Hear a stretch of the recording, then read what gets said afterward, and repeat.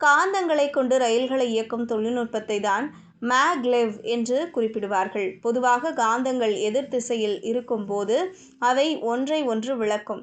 இதுதான் இந்த ரயிலிலும் பயன்படுத்தப்பட்டிருக்கிறது. தண்டவாளத்தில் இருக்கும் காந்தங்கள் ஒரு திசையிலும் ரயிலின் அடிபாகத்தில் பொருத்தப்பட்டிருக்கும் பாகங்கள் வேறு திசையிலும் இருக்கும்.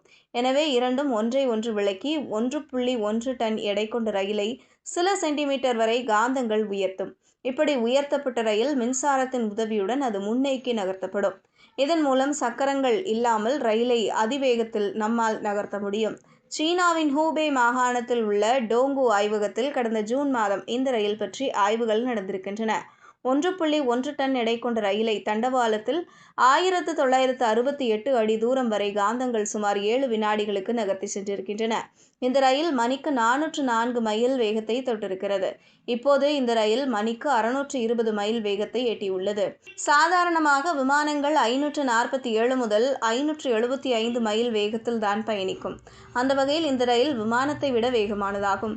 தற்போது இந்த ரயிலை சீனா ரயில்வே ரோலிங் ஸ்டாக் கார்ப்பரேஷன் என்னும் அந்நாட்டு பொதுத்துறை நிறுவனம் உருவாக்கி வருகிறது. ரயிலின் வெளியில் மட்டுமல்லாத உள்ளேயும் சிறப்பான வசதிகள் செய்யப்பட்டிருக்கின்றன. போகிற போக்கை பார்த்தால் சீனா உலகம் முழுவதும் ரயில் போக்குவரத்தை மாற்றிவிடும் என்று சொல்லப்படுகிறது.